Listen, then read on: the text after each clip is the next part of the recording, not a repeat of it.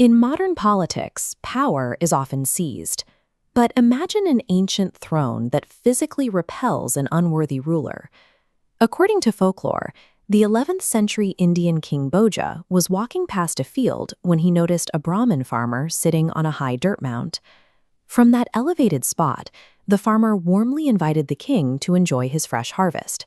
Yet the moment the farmer stepped down to chase away some birds, his demeanor inverted. He became highly defensive and miserly, accusing the king of trespassing. When he returned to the mound, his generous nature instantly returned. Curious about how a simple patch of earth could alter a person's morality, Bhoja ordered his men to excavate the site. Buried beneath the dirt, they unearthed a magnificent throne belonging to the legendary ancient emperor Vikramaditya. Stepping onto that specific ground temporarily filled the farmer with an intense sense of fairness and love. The artifact acted as a moral amplifier, making the right to rule contingent on an alignment of character. Assuming he could easily step into Vikramaditya's role, Bhoja approached the seat. But as he tried to sit, 32 stone statues supporting the structure sprang to life. This relief carving shows the kind of mythological deities that inspired the legend. The 32 figures were apsaras, celestial spirits from Hindu mythology. A curse had trapped them in stone, and they now served as a living, uncompromising barrier to anyone trying to claim the seat. Before Bhoja could take the throne, one of the apsaras physically blocked him. She forced him to listen to a story detailing one of Vikramaditya's distinct virtues, then challenged the king to prove he possessed the exact same trait. The chair was acting as an active judge. It proved that absolute authority cannot simply be inherited by a successor. It has to be justified by surviving a rigorous examination of inner character. The first apsara demanded proof of absolute selflessness, the ability to put the needs of the public far above personal safety during a crisis. The next required complete, unflinching honesty, even when telling the truth would lead to severe political backlash. A third insisted on a total absence of bias. A true ruler had to dispense justice without playing favorites among allies or punishing enemies out of spite. One by one, they told their stories and flew away. Bhoja listened to all 32 tales and realized he lacked these pure qualities. Defeated by his own conscience, he stepped down. This intricate story within a story device was composed sometime in or after the 11th century, shortly after the historical King Bhoja died in 1055.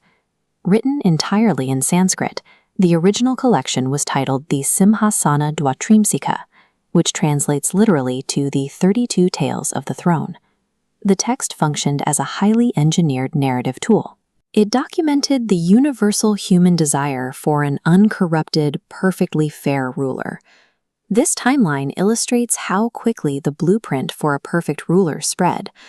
Because the themes were so universally appealing, the text broke out of its Sanskrit origins, starting with a Telugu translation in the 15th century. As the stories traveled, they were continuously adapted, eventually reworked into narrative poetry by Marathi writers in the 17th century.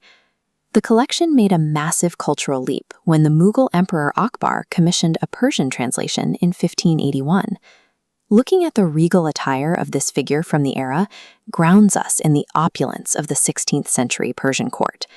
In this new imperial setting, the collection was given the title Nama Karid Afsa, which translates to the wisdom-enhancing book. The core framework of the stories proved highly adaptable. An entirely different empire was able to seamlessly repurpose this ancient Indian text to educate its own leaders on the mechanics of justice. As the centuries progressed into the colonial and modern eras, the collection kept moving. It transitioned from printed translations in Hindi and Marathi by scholars like William Carey straight into mass broadcast media. Millions of viewers encountered the stories under the name Simhasana Battisi when they were adapted into a landmark television series on India's Doordarshan network in 1985.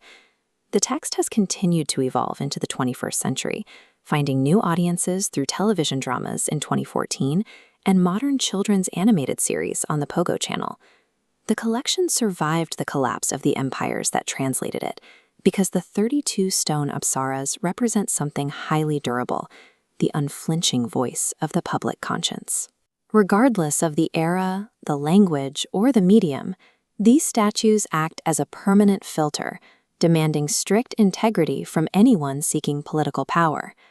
The Simhasana Battisi leaves us with the same lesson King Bhoja learned. Authority is defined entirely by the moral weight of the person occupying the chair.